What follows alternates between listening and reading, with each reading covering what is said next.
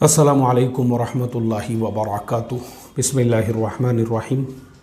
नहमदुहु व नुसल्ली अला रसूलिहिल करीम व अला आलिहि व अस्हाबिहि अजमाइन, अम्मा बाद। मोहतरम भाइयों, बुज़ुर्गों, दोस्तों, आप 30,000 रुपये से कम में उम्रा कर सकते हैं। सबसे पहली चीज़ जो आपको अपने दिल से निकालने की है वो है डर और खौफ इस बात का कि मैं कैसे उम्रा करूँगा। चलिए, मेरा आप सब लोगों से एक सवाल है। आप यहाँ से कभी बम्बई जाते हैं तो कैसे जाते हैं? अकेले जाते हैं या पूरे गांव को साथ में लेकर जाते हैं? दिल्ली कभी आप जाते हैं, कभी अकेले भी सफ़र करते होंगे तिजारत, कारोबार, बिजनेस के लिए, तो क्या करते हैं? खुद से जाते हैं, खुद से अपनी होटल बुक करते हैं, खुद से वहाँ पे खाना खाते हैं और अपना माल वगैरह ख़रीद के 2 दिन 4 दिन वहाँ पे रुक के वापस आते हैं। इसी तरह से मुझे आप बताओ, मेरा सवाल है आपसे, ऐसे ही अगर हम दूसरे मुल्कों को जाते हैं, अभी जैसे मैं आपको मेरी मिसाल देता हूँ, मैं मलेशिया 3 मरतबा जा चुका हूँ। एक मरतबा भी मैं पूरे ऐसे गाँव को साथ में लेकर नहीं गया, अपना खुद जाना है। वहाँ से बसें चलती है सिटी सेंटर के लिए, वो बस के अंदर बैठना है, या कंपनी के काम से गए तो कंपनी की गाड़ी वहाँ पे आ जाती है। जो होटल में रुकना है उसके बाद नीचे आपको खाने पीने की होटलें अवेलेबल है। अकेले में आदमी जाता है। साउथ कोरिया 2 मरतबा मैं गया हूँ, चाइना 2 मरतबा गया हूँ, हांगकांग 1 मरतबा गया हूँ। इसी तरीके से और भी बहुत सारे मुल्क हैं। अभी जैसे पिछले दिनों यूएई का भी मेरा सफ़र हुआ। ऐसे ही जहाँ पर भी हम लोग सफ़र करते हैं, मेरा सवाल है आप लोगों से, हम खुद से जाते हैं या फिर देखो, असल हमारा प्रॉब्लम क्या है पता है? हम लोग जो है ना, हम ये सोचते हैं कि भाई मैं जिद्दा अगर अकेला चले गया या मक्का अकेला गया या मदीना अकेला चले गया तो पता नहीं वहाँ पे मेरे साथ में क्या हो जाएगा। देखो, आपको डरने की, घबराने की कोई ज़रूरत नहीं। सबसे पहले तो अपने दिल से ये डर और घबराहट निकालो आप कि हम अकेले वहाँ नहीं जा सकते, या हम अकेले अपनी होटल नहीं कर सकते, या हम अकेले वहाँ पे खाना नहीं खा सकते। बिल्कुल आप अकेले, अगर आप दोनों मियाँ बीवी है और आपकी उम्र 80 साल से ऊपर है, तब भी आप दोनों अकेले आराम से इत्मीनान से सफ़र कर सकते हैं उम्रे का। 80 साल मैं बोल रहा हूँ। हो सकता है आपकी उम्र 80 साल से भी कम हो, 60 साल हो, 50 साल हो, 40 साल हो, तो सवाल ही नहीं पैदा होता। फिर क्यों डर और घबरा रहे हो आप? अब चलो, मेरा सवाल है आपसे, ये जितने लोग यूरोप से आते हैं हज के लिए या उम्रे के लिए, वो लोग कैसे आते हैं? अपनी फैमिली के साथ में आते हैं। जो लोग यूरोप से आते हैं हज और उम्रे के लिए, वो लोग कैसे आते हैं? अकेले आते हैं। अकेले वो लोग आते हैं। उनके हिसाब से ऑनलाइन जो है, आज के ज़माने में तो ऑनलाइन भी होटल आप बुक कर सकते हैं। ऑनलाइन वो अपनी होटल को बुक करते हैं। वहाँ पे हरम के अतराफ़ में जो है बहुत सारे ऐसे खाने पीने की होटलों का ऐसा पूरा का पूरा ऐसा बाज़ार ही है वहाँ पे अतराफ़ में। यानी आपको कहीं पर भी किसी भी किस्म की दिक्कत और तकलीफ़ का सवाल ही नहीं पैदा होता। वहीं पे वो लोग खाते हैं, क्योंकि दुनिया के हर मुल्क का खाना वहाँ पे मिलता है और हर मुल्क का नाम जो है वहाँ पे रेस्टोरेंट और होटल के ऊपर लिखा होता है। और अगर मान लो किसी को अगर मैकडोनल्ड में खाना है, KFC में खाना है, अलबैक में खाना है, ऐसे पूरे वहाँ पे डोमिनोज़ है और इसी तरह से जितने भी ब्रांड है, चाहे वो पिज़्ज़ा के हो, बर्गर के हो, इस तरह के फास्ट फूड के हो, हर चीज़ वहाँ पे आपको दुनिया की मिलेगी। तो डरने घबराने की ज़रूरत नहीं। सबसे पहले अपने दिल से डर और घबराहट निकालो और मैं आपको वो तरीक़े बताने वाला हूँ। आप आराम से, इत्मीनान से, एयरपोर्ट पे भी अगर आप यहाँ से जाते हैं ना, कुछ नहीं होता है एयरपोर्ट पे। जो गार्ड वहाँ पे खड़े हुए होते हैं गेट में, पहले सिस्टम अलग होता था जब पुराना एयरपोर्ट था, लेकिन अभी पूरा सिस्टम चेंज हो गया। बम्बई एयरपोर्ट के ऊपर भी, वहाँ पे भी जो है माशाल्लाह अभी जो गार्ड खड़े हुए रहते वो आर्मी के होते हैं। पहले आर्मी वाले नहीं रहते थे, तो उस वक्त में थोड़ी दिक्कतें आती थी, लेकिन अभी आर्मी के लोग खड़े हुए होते हैं। सीधा सीधा वो आपका पासपोर्ट और आपका टिकट देते हैं, आपको अंदर छोड़ देते हैं। जैसे ही आप अंदर गए, आपकी जो एयरलाइन है, आप जाते ही जो है वहाँ पे ऐसे बड़े बड़े बोर्ड लगे हुए हैं, स्क्रीन, जो टीवी के जैसे स्क्रीन होते हैं ना, ऐसे वहाँ पे बड़े बड़े लगे हुए हैं। उसके ऊपर आप देखो, अपने टिकट के ऊपर आपकी फ़्लाइट का नंबर देखो और वहाँ पे भी नंबर चेक करो और टाइम देखो। 11:30 बजे आपकी फ़्लाइट है, तो वहाँ उसके बाजू में जो है आपके काउंटर का नंबर लिख कर आता है, आपका काउंटर कौन सा खुलेगा, ABCDEFGHIJKLMNOP पूरे ऐसे वहाँ पे काउंटर लगे हुए हैं, ए से लेके तो आखिरी तक। जो काउंटर वहाँ पे नज़र आ रहा आपके फ़्लाइट का, सीधा सीधा अपना सामान बोरिया बिस्तर लेके वो काउंटर के पास में आप जाइए, और जाने के बाद में वहीं पर जो है कुर्सियाँ लगी हुई है बेहतरीन आपके लिए एसी में, बैठ जाने का वहाँ पे इंतज़ार करते हुए। जैसे ही आपका काउंटर ओपन हो गया, लाइन में खड़े हो गए, सामान अपना जो अंदर डालने का था अंदर डाल दिए, जो साथ में रखना है। मैं हमेशा बोलता हूँ, मेरे जितने भी हज और उम्रे के लाइन से जितने भी मेरे वीडियोस हैं, हम हर एक में मैं बोलता हूँ कि एक छोटा बैग अपने साथ में रखना है, जिसमें अपना पासपोर्ट है, जिसमें अपने टिकट है, जिसके अंदर अपना मोबाइल है, जिसके अंदर अपनी दवा गोली है, जिसके अंदर अपने मेडिसिन है, जैसे ब्लड प्रेशर, शुगर वगैरह की गोलियां बहुत सारे लोगों को दिन में 2-3 बार लेना पड़ती है, वो सब आप अपने साथ में रखें।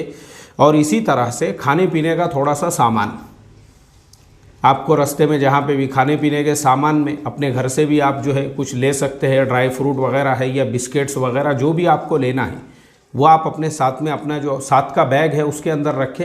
बाकी सामान आपका अंदर चले गया। उसके बाद में जैसे ही आप सिक्योरिटी चेक के लिए जाते हैं, कुछ नहीं होता है वहाँ पे, वो इतने कोऑपरेटिव होते हैं सिक्योरिटी, जो वो भी सब आर्मी के लोग होते हैं, इतने कोऑपरेटिव होते हैं वो। मैं आज तक इतनी मर्तबा गया, मुझे आज तक जो है ना कभी उन्होंने टोपी निकालने के लिए भी नहीं बोली, कभी टोपी निकाल के भी देखने के लिए कि भाई टोपी जो है, मैंने दूसरे लोगों को देखा उनको जूते और सॉक्स तक निकालने लगाते हैं वो, इतना वो लोग हमारा रिस्पेक्ट करते हैं। और उसके बाद में जब आप अंदर चले गए, इमिग्रेशन ऑफिसर के पास में जैसे ही आपने अपना पासपोर्ट दिए, कुछ भी सवाल नहीं पूछता है वो। आज तक मेरे लाइफ का पूरा एक्सपीरियंस है, मैंने जो आपको बताया ना, इतने मुल्कों का मैंने सफ़र किया हूँ, इतने मुल्कों का, आज तक कभी मुझे इमिग्रेशन ऑफिसर ने कभी भी कोई ऐसा क्रॉस मुझे क्वेश्चन नहीं किया। सिर्फ नॉर्मल सवाल वो पूछते हैं, भाई आप कितने दिन वहाँ रहेंगे? 15 दिन रहेंगे। अच्छा ठीक है, किस लिए जा रहे हो? उम्रा करने के लिए जा रहे हैं। अब टूरिस्ट वीज़ा है आपका, तो आप बोल सकते हैं कि ठीक है हम लोग विज़िट के लिए जा रहे हैं, क्योंकि आपको मैंने जैसा तरीक़ा बताया कल के वीडियो में, अबू धाबी और वहाँ से दम्माम जाना है, तो ऐसा भी आप उसको बोल सकते हैं। वहाँ पे हर बात सही सही बोलना है, कुछ प्रॉब्लम नहीं आता है। जैसे ही उन्होंने आपके पासपोर्ट पे स्टैंप मार दिए, अंदर जाइए। और मैंने एक वीडियो डाला हुआ हूँ, एयरपोर्ट पर फ्री में खाना पीना आपको कहाँ पर मिलेगा, उस हिसाब से आप जो है ना एयरपोर्ट के ऊपर भी फ्री में खाना पीना खा सकते हैं। उसका तरीक़ा है, उसके लिए पहले हमारा वो वीडियो देखना पड़ेगा, तब जाके वो पूरा तरीक़ा समझ में आएगा। फिर आप एयरपोर्ट के अंदर चले गए, आपका जहाँ पे बड़े बड़े स्क्रीन लगे हुए हैं, बड़े बड़े स्क्रीन वहाँ पे लगे हैं। अब आप देखिए आपकी एयरलाइन कौन सी है और आपका गेट नंबर कितना है।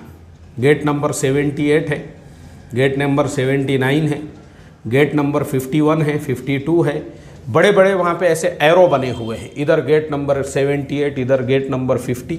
उस हिसाब से आप सफ़र कीजिए और अपने गेट के पास में जाके बैठ जाइए। बस जब प्लेन आएगा और जब हमको अंदर जाने के लिए वो लोग जब शुरुआत करेंगे, वो जब करेंगे, लेकिन तब तक हम वहाँ जाके बैठे। वहाँ पे चार्जिंग के पोर्ट लगे हुए हैं, अपना मोबाइल हम चार्जिंग के लिए लगा सकते हैं। मुंबई एयरपोर्ट पे 4 जगह पे नमाज़ पढ़ने के लिए मस्जिद बनी हुई है, चारों जगह, और मैंने चारों जगह पे नमाज़ पढ़ा हूँ, इसलिए मैं बता रहा हूँ 4 जगह है। आपको कोई वहाँ पे आपको परेशान होने की ज़रूरत नहीं है। अपने एतबार से आप मस्जिद के अंदर जाके आराम से, इत्मीनान से, वज़ू मस्तूरात का भी इंतज़ाम अंदर ही है। जो मस्जिद नज़र आती है ना मुसल्ला, उसमें दाखिल हो जाने का दोनों ने भी, उसके अंदर जो है एक कमरा बना हुआ है मस्तूरात के लिए, और सामने का पूरा हिस्सा जो है वो मर्दों के लिए है। आराम से, इत्मीनान से आप जो है वहाँ पे नमाज़ें वगैरह अपनी पूरी कर लो, और प्लेन में बैठने से पहले अपनी ज़रूरियात से ज़रूर फ़ारिग हो जाना। सारी ज़रूरियात वगैरह से फ़ारिग हो गए, उसके बाद आप जैसे ही प्लेन में शुरुआत हो गई लोगों को अंदर दाखिल करने की, अंदर दाखिल हो गए। जो अंदर काम करने वाले होते हैं, जो खिदमत करने वाले, उनको बताइए कि भाई मेरी सीट कहाँ है, वो आपको हाथ से ले जाके वहाँ पे बिठाएंगे। अपनी सीट पे आप बैठ गए, इतने सुकून इत्मीनान से, कोई आपको तकलीफ़। और ये जितने एयरपोर्ट है जहाँ पे आप जा रहे हो, चाहे मुंबई एयरपोर्ट हो, चाहे अबू धाबी एयरपोर्ट हो, चाहे दम्माम हो, ये सारे एयरपोर्ट पे आपको उर्दू हिंदी बोलने सुनने जवाब देने वाले हज़ारों लोग मिलेंगे, हज़ारों लोग। हम जिन मुल्कों में जाते हैं ना, इतनी दिक्कत और तकलीफ़ है, वहाँ इंग्लिश नहीं आती है, देयर इज़ नो वे। वहाँ पे फिर बहुत ज़्यादा प्रॉब्लम्स क्रिएट होती है, खाने पीने के मसले होते हैं। लेकिन यहाँ तो आपको इतनी आरामियाँ हैं, सब हमारे इंडियन लोग ही काम करते हैं ये सारे एयरपोर्टों के ऊपर, जितने भी आपको नज़र आएंगे। तो जैसे ही आप गए वहाँ उर्दू हिंदी बोलने वाले आपको मिल गए। आप जैसे मैंने बताया दम्माम में भी अगर उतरते हैं ना, वहाँ टैक्सियाँ चलती है। वहाँ पे हमारे यहाँ के जैसा हिसाब नहीं है कि मेरा एक पहचान वाला, उसको पूना आने का था, मुंबई एयरपोर्ट के ऊपर वो उतरा और उसको ड्राइवर ने मुंबई में ही घुमाया और उसको कुलाबा में ले जाके एक होटल में छोड़ा, बोले पूना आ गया है, लाइए 4000 रुपये, और पुणे का पूरा किराया लिया और उसको छोड़ दिया उसने। अब वो बंदा मुझे वहाँ से फ़ोन कर रहा है, बोले मैं तो पूना पहुँच गया यार, तुम दिखे भी नहीं मुझे एयरपोर्ट के ऊपर। मैं बोला कहाँ हैं आप, किसी के पास में फ़ोन दो। जब काउंटर पे फ़ोन दिए तो उसने बोला मैं कुलाबा की फ़ुलानी होटल से बोल रहा हूँ, अभी टैक्सी वाले ने इनको यहाँ पे लाकर छोड़ा है। आप मुझे बताइए, ये मामलात हमारे मुल्क में हैं, हमारे यहाँ पर, इसीलिए हमारे यहाँ पर ऐसे सारे खियानत के मामलात हैं। इसीलिए लोग जो है ना, अभी मैं एक लेडी का आर्टिकल पढ़ रहा था, वो आयरलैंड या स्विट्ज़रलैंड से कहीं से जो है दिल्ली एयरपोर्ट के ऊपर उतरी और वहाँ से वो अपने होटल गई। उतने दरमियान में ही पता नहीं उसके साथ में क्या वाक़या हुआ, या उसने रोड से रास्ते से ऐसा क्या देख ली, वो बस होटल में जाने के बाद में वापस जो है एयरपोर्ट गई और अपने मुल्क को वापस चली गई। उसने आर्टिकल लिखा इसके ऊपर। तो ये खियानतें हमारे यहाँ पे होती है, वहाँ नहीं होती है। वहाँ पे पुलिस सिस्टम वगैरह इतना वहाँ पे स्ट्रिक्ट है, तो इसलिए वहाँ पे भी जब आप उतर रहे हैं बस स्टॉप के ऊपर आप जाइए, वहाँ से आपको बस मिलेंगी आराम से। मैंने जैसे बताया ना, गवर्नमेंट की बस चलती है। गवर्नमेंट की बस जो है SAPTCO उसको कहते हैं, Saudi Arabian transport corporation limited की बसें चलती है वहाँ। उसमें नहीं जाना है आपको तो प्राइवेट भी बहुत सारे। आप टैक्सी वाले को खाली इतना बोल दोगे, भाई हम लोगों को बस स्टैंड छोड़ दो, आप बस टर्मिनल। बाहर मुल्कों में बस स्टैंड को भी बस टर्मिनल बोलते, इतना याद रखना। हमारे यहाँ हम लोग जिसको बस स्टैंड कहते हैं, बाहर मुल्कों में उसको बस स्टैंड नहीं कहते हैं, उसको बस टर्मिनल कहते हैं। बस टर्मिनल पे आप जाइए। वहाँ जाने के बाद आप खुद देखेंगे मक्का मदीने की बसें। बाहर मुल्कों में फिर ये भी सिस्टम होता है कि वहाँ पे गवर्नमेंट और प्राइवेट दोनों बसें एक ही जगह से जाती है। जैसे हमारे यहाँ गवर्नमेंट का बस स्टैंड अलग होता है, प्राइवेट अलग होता है, वहाँ वैसा नहीं है। वहाँ गवर्नमेंट के ही बस स्टैंड पे प्राइवेट बसें भी लगी हुई होती है। आपको जिससे सफ़र करना है आप मक्का या मदीने का सफ़र कर सकते हैं। कल बहुत सारे लोगों ने सवाल किए कि आपने बताया नहीं उसमें कितने रियाल लगेंगे। 50 से 60 रियाल लगेंगे आपको दम्माम से जो है मदीना मुनव्वरा के लिए। मदीना मुनव्वरा आप पहुंच गए, जब मदीना आप जाओगे तो आपको उर्दू हिंदी बोलने वाले हज़ारों मिलेंगे वहाँ पे, हज़ारों लोग वहाँ पे काम करने वाले भी, दुकान वाले भी। मतलब आपको ऐसी अजनबियत नहीं लगेंगी। हमको अजनबियत क्यों लगती है? क्योंकि हम कभी सफ़र ही नहीं करते। हमको ऐसा लगता है पता नहीं वो मुल्क में गया, मैं कहाँ पे जो है अफ्रीका के सहरा में जा रहा हूँ, और जैसे ही मैं वहाँ पे चला जाऊँगा तो फिर मुझे जो है वहाँ के जंगलों के अंदर आदिवासी पकड़ के घेर लेते हैं और फिर जो है ऐसा सलिए को बांध के भून के खा जाते हैं मसाला लगा के, क्या मालूम। ऐसा नहीं होगा आपके साथ, आप बेफिक्र रहो। आप दुनिया के सबसे अमन व अमान वाले मुल्क में जा रहे हैं। बिल्कुल आपको ना मसाला लगाया जाएगा, ना कोई आपको ऐसा आग के ऊपर भुनेगा, कोई मसला नहीं है। आप बिल्कुल बेफिक्र रहो। ये जो हमारे दिलों में डर खौफ होता है ना, इसी वजह से मैंने देखा हूँ। मैं ये जो आपको सारी मालूमात दे रहा हूँ वो इसीलिए क्योंकि हमारे यहाँ पर मालूमात नहीं होने की वजह से ही लोगों को जो है ना, लोगों को लूटा जाता है। लोगों को इस तरह से, जैसे मैंने बताया कि एक आदमी को पूना आने का था, उसको पूना नहीं मालूम था, उसको वहीं बम्बई में एक ने छोड़ दिया और छोड़ने के बाद उससे 4000 रुपये ले लिया। आ गया बोले पूना, सिर्फ मालूमात नहीं होने की वजह से। तो अल्लाह के नबी सल्लल्लाहु अलैहि वसल्लम ने मोमिन की सिफत बयान की है, अला अन यकून बसीरम बिज़मानिही। मोमिन दानिशमंद होता है, मोमिन अक्लमंद होता है, मोमिन ज़ीरक होता है, मोमिन जो है वो वसीउन नज़र होता है, मोमिन के अंदर फ़हम होती है, फिरासत होती है। और मोमिन को कोई चीज़ नहीं मालूम है तो मोमिन उसकी मालूमात हासिल करने की कोशिश और फ़िक्र करता है। यह हमने करना चाहिए। तो मैं आपको गारंटीड बोल रहा हूँ, गारंटीड बोल रहा हूँ मैं। अब मैं आपको एक और बात बता देता हूँ जो मैं नहीं बताना चाह रहा था। सिर्फ 4500 रुपये में मैंने यूएई का टिकट बुक किया। कितने में? सिर्फ 4500 रुपये में मैंने यूएई का टिकट बुक किया। वहाँ से दम्माम 1000 रुपये। आप सऊदी अरबिया कितने में पहुँच रहे हैं? 5500 रुपये में। अभी वो मुझे बोलना नहीं था लेकिन मेरे ज़ुबान से निकल गया, मैं बोला अभी बता ही दूँ मैं आप लोगों को। इतना आसान है, इतना सिंपल है, कोई मसला नहीं है, कोई ज़रूरी नहीं है हमको 25,000 40,000 का टिकट लेके हम डायरेक्ट जिद्दा का सफ़र करें या डायरेक्ट जो है हम और उसमें बड़ापन दिखाए अपना, मैंने इतने हज़ार खर्चा किया, मैंने उतने हज़ार। कल भी मैंने देखा मेरे वो वीडियो के नीचे भी बहुत सारे लोगों ने ये कमेंट किए, अरे वो खाना जो वहाँ पे बांटते होंगे वो सदक़े का होगा क्या, वो ज़कात का होगा क्या। भाई तेरे को अगर सदक़े ज़कात का लग रहा है और तू करोड़पति बाप की औलाद है तो मत खा। जिस किसी को भी अगर ऐसा लगता है कि भाई वो खाना जो है वहाँ पे जो मक्का और मदीने के अंदर बड़े बड़े लोग खाते हैं, वो खाना वो इतने इकराम से खिलाते हैं, यहाँ पर मैं बता रहा हूँ ना आपको, सग्गा बाप भी अपनी औलाद को इतने इकराम से नहीं खिलाता होगा जितना मक्का और मदीने के अंदर अरब लोग आए हुए हाजियों को और मेहमानों को खिलाते हैं। उनको भी ये सारे मसले मालूम हैं कि हाजियों को और मुअतमिरीन को सदका ज़कात नहीं खिला सकते हैं, वो अपनी हलाल की कमाई में से खिलाते हैं। मगर अब चूँकि ये अपने यहाँ के झोपड़पट्टी का, अब ये अपनी झोपड़पट्टीपन छोड़ेगा नहीं ना, ये इसका अपना झोपड़, क्योंकि अपने यहाँ जो है ना लोगों को दिखावे और रियाकारी में जीने की आदत है, एटीट्यूड फुकट का। घर में खाने को जवारी बाजरी नहीं रहेंगी, फिर भी बुलेट के ऊपर जाना है मुझे, क्यों? बताने के लिए मैं भी बहुत बड़े करोड़पति बाप की औलाद हूँ बोल के। प्रॉब्लम है हमारा। अब मैंने 4,500 का टिकट बुक किया, हो सकता कोई अरे यार 4,500 बहुत कम हो गए, तो तुमने ज़्यादा वाले का बुक करना चाहिए था। सिर्फ दिखावा ये हमारे यहाँ, तो ये हमारा मेंटल प्रॉब्लम है ये। तो इसके लिए जो है ना, कोई अगर बड़े बाप की औलाद है वो अलबैक पे जाके खाए, वो डोमिनोज़ में पिज़्ज़ा जाकर खाए। किसने मना किया तुमको? नहीं खाने का है छोड़ देने का, वहाँ फालतू के कमेंट नहीं करने का कि वो सदका खिला रहे, ज़कात खिला रहे। तुमने देखे यही जो है ना हमारी खबासतों की वजह से आज जूते खा रहे हैं हम, इसी वजह से जो निगेटिविटी हमारे अंदर भरी हुई है। इसीलिए सूदी कर्जे लेंगे, वो खाएंगे, उसके बारे में कभी किसी मुफ्ती से मसला नहीं पूछेंगे। और मुझे मालूम है, मैं खुद एक अरब के मस्जिद नबवी सल्लल्लाहु अलैहि वसल्लम में वहाँ के जो इमाम है, अल्लाह का करोड़ों दर्जे करम है, उनके साथ बैठकर मुझे इफ्तार करने का वहाँ पे मौका मिला हुआ है। तो मैं खुद वहाँ पे कुछ ऐसे शयूख से मिला हूँ जिनको आज 30-30 साल हो चुके हैं, जो मस्जिद नबवी में डेली दस्तरखान बिछाते हैं। अल्लाह ने उनको उतना नवाजा हुआ है। डेली वो जो दस्तरखान बिछते हैं वहाँ, सब दस्तरखान हुकूमत के नहीं रहते, उसमें कुछ दस्तरखान प्राइवेट भी रहते। डेली 30 सालों से भी दस्तरखान बिछाने वाले लोग मौजूद हैं।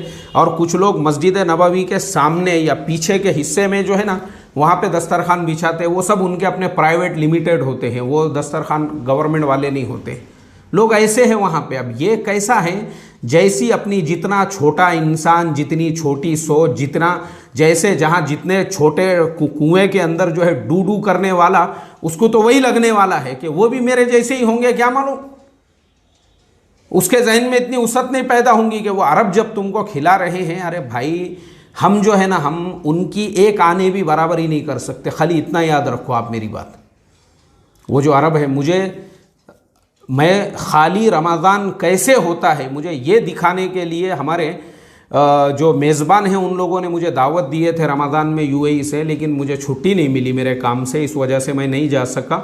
वरना वो सिर्फ मुझे ये बताना चाहते थे कि तुम सिर्फ आओ और देखो कि ये अरब जो है रमज़ान कैसे ये करते हैं। यानी इनके यहाँ बड़े बड़े जो है दस्तरखान अपने अपने हाईवे पे, रोडों पे, हर जगह पे ये लोग जो बिछाते रहे, उनका मिजाज है भाई वैसा। अल्लाह माफ़ करे हम लोगों को, ये बदगुमानियों से बचाए। इसी वजह से हमारे यहाँ पे ये तलाक़ें आम हो चुकी है, यही बदगुमानियों की वजह से। इसी वजह से माँ बाप में झगड़े, माँ बाप अलग रह रहे, औलादें अलग रह रही, इसी वजह से, यही फितरतों और खबासतों की वजह से। अभी खाए भी नहीं वहाँ पे, कभी गए भी नहीं, क्योंकि निकला ही नहीं ना झोपड़पट्टी से। अपने गाँव से निकल के दूसरे गाँव में, अपने ज़िले से निकल के दूसरे ज़िले में जाते तो पता चलता था दुनिया कैसी है। अब ये कुएं में रहने की आदत पड़ी हुई है और फुगीरी अपने लोगों को दिखाने का, अपने गली में, अपने मोहल्ले में, बस अपने ही एरिया में फुगीरी बताओ खाली लोगों को। पास भी बुलेट आ गई, अब बुलेट दड़ दड़ दड़ बुलेट चला रहे हैं, किसको? गली वालों कुछ बताने के लिए। यह हमारा प्रॉब्लम है। निकलो कभी, देखो वो अरबों को जाकर, उनका मिजाज, और खाली खिलाने पिलाने में नहीं है। मैंने खुद देखा हूँ, मदीने में बड़ी बड़ी सोने की दुकानें हैं, सेठ भी, नौकर भी, वॉचमैन भी, सारे लोग एक ही दस्तरखान के ऊपर जो है साथ में खाना खा रहे हैं। ये सिफात है भाई उनके अंदर। खैर, तो वहाँ पे अगर आप खाना जो खिलाने का मैंने कल जो बोला हूँ, मक्का और मदीने में जिस तरीक़े का बिल्कुल खाना चाहिए हमने उनकी मेहमान नवाजी को, अरे वो सहाबा की औलादे है भाई, उनके इतना हलाल तो मैं समझता हूँ दुनिया में शायद ही किसी और मुल्क में किसी की कमाई होंगी। इतना वो लोग जो है ये सब चीज़ों में ध्यान रखने वाले हैं।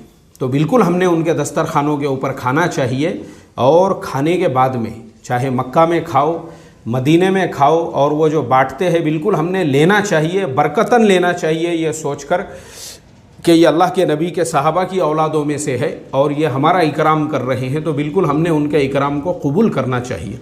और अगर आप करोड़पति बाप की औलाद है, आप जो है बिल्कुल आपके लिए हलाल, और बिल्कुल अगर आपको जो अलबैक में बहुत है वहाँ पे ऑप्शन बाकी, आप वहाँ पे खा सकते हैं क्योंकि करोड़पति बाप की औलाद है ना।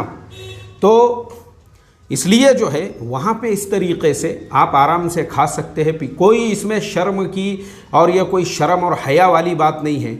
हदीस है, हदीस अल्लाह के नबी सल्लल्लाहु अलैहि वसल्लम की हदीस, फरमाया जो चीज़ तुमको बग़ैर मांगे के मिले उसको कबूल कर लो।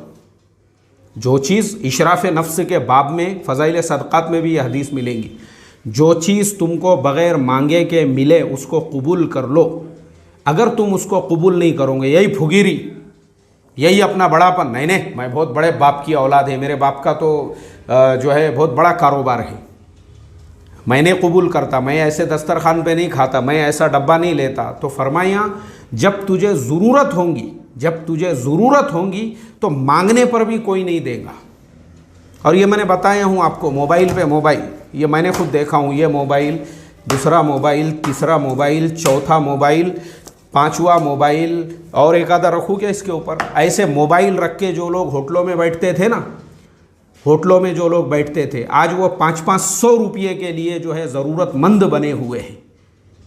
यह है अल्लाह का निज़ाम, यह हदीस की जीती जागती शक्लो सूरत मैंने मेरी आंखों से देखा हूँ। ज़्यादा फुगीरी में, शानपने में, होशियारी में सदक़े का माल खिलाते होंगे और ज़कात खिलाते होंगे, मत खा, तू बड़े बाप की औलाद है, तेरे बाप ने जो है मैकडोनल्ड खोल के रखा वहाँ पे जाके खाने का। तो खैर, बताने का मकसद यही है कि यह हदीस है अल्लाह के नबी की, जो आपको मिल रहा है बग़ैर मांगे के, बग़ैर इशराफ़ नफ्स के, उसको बिल्कुल कबूल करना चाहिए। नहीं कबूल करोगे तो ज़रूरत पड़ने पे भी अल्लाह ताला जो है नहीं देंगे, फिर भीख मांगने पर भी नहीं देंगे उसके बाद में। फिर यह हदीस है अल्लाह के नबी सल्लल्लाहु अलैहि वसल्लम की, देख लो फ़ज़ाइल सदक़ात में इशराफ़ नफ्स के बाब में। तो अब मदीना और मक्का में अल्हम्दुलिल्लाह इस तरह से आप अपना वक्त गुजारो, आपको अच्छा लगेगा, जान पहचान वाले 50 लोग मिलेंगे।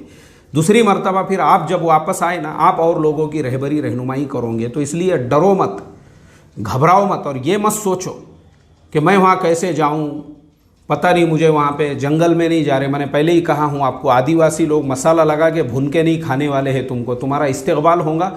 तुम्हारे जैसे हज़ारों लोग रोज़ाना जाते हैं वहाँ पे, हज़ारों लोग।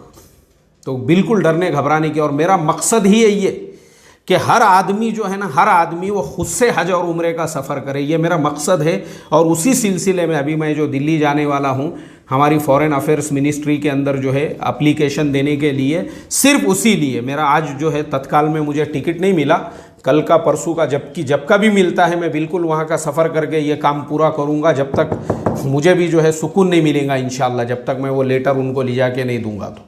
तो इसके लिए जो है ना, हम भी इस काम में लगे हुए हैं कि ऑनलाइन वीज़ा सबके लिए ओपन हो जाए, ताकि हर आदमी ने खुद से हज और उम्रा करना चाहिए। हम इसी कोशिश में लगे हुए। हर आदमी जब खुद से उम्रा करेगा ना, 30,000 से कम में उम्रा होगा। मुझे बताओ, मैंने जो आपको बताया हूँ, यूएई का टिकट 4,500 रुपये में जब यहाँ से बुक कर सकते हैं, और वहाँ से 1,000 रुपये में दम्माम का, 5,500 में जब आप दम्माम पहुँच रहे, और वहाँ से 1,000 रुपये मदीना के, 6,500 में जब आप मदीना पहुँच गए बम्बई से, तो मुझे आप बताओ, और वापसी के आपके 6,500, 13,000 रुपये में आपका आने जाने का जब हो रहा है, तो क्यों आप 3,000 में, 30,000 में उम्रा नहीं कर सकते हैं? अरे भाई, मैंने बताया ना आपको, कोशिश करो, कोशिश करो, कोशिश करो। इंशाअल्लाह आपको थोड़ा सर्च करेंगे, मेहनत करेंगे, मालूमात लेंगे, सब होगा आसानी के साथ में। चलो, अब सब लोगों से दुआ की दरख्वास्त है, दुआ करो अल्लाह ताला तत्काल में मुझे जो है कम से कम कल का टिकट दिला दे। ताकि मैं कल या परसों जैसे भी जल्दी से जल्दी टिकट मिलता है सफ़र कर सकूं और ये मसला अल्लाह ताला हमारे लिए आसान करे ताकि हर आदमी को ऑनलाइन वीज़ा मिल सके। अस्सलामु अलैकुम व रहमतुल्लाहि व बरकातुहू।